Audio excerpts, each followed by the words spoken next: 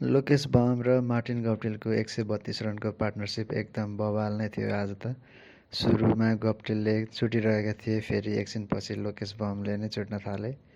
लोकेश बमले 150 को स्ट्राइक रेटमा 48 बलमा 72 रन्स हाने। यसमा त 7वटा त छक्का नै अनि एउटा चौका हानेका थिए। स्टेडियम डाँडा काँडा कटाउने हिटर हुन् उनी। T20 वर्ल्ड कप आउनु अघि यसरी नेपाली खेलाडी फर्ममा आउनु राम्रो हो।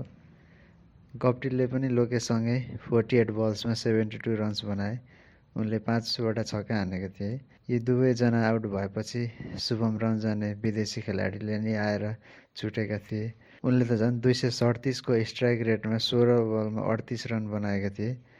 नारायण जोशी र बसिरले पनि पछि आएर बाउन्ड्री लगाएर विराटनगरले 220 को टार्गेट पुर्याएको थियो। अब पोखराको ब्याटिङको पालो आयो।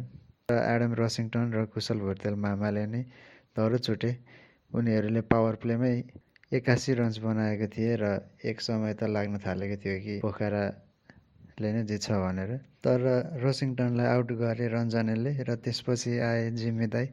तर उनी फर्स्ट बलमै आउट हुँदा चाहिँ एकदम दुःख लागेको थियो। लास्ट इयरको फ्यान फेभरेट हुन् जिम्मी दाई। त्यसपछि त पोखराको ब्याटिङ चलेन।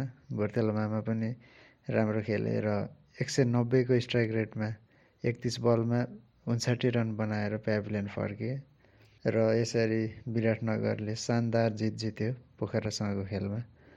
पछिल्लो टुर्नामेन्टमा राम्रो ब्याटिङ पर्फर्मेन्स नरहेको नेपाली ब्याटर्सहरूले भने पहिलो 3 खेलमै 3 जना नेपाली ब्याटर्सहरू आरिफ शेख, लोकेश बम र कुशल भुर्तेलहरूले हाफ सेन्चुरी लगाएका छन्।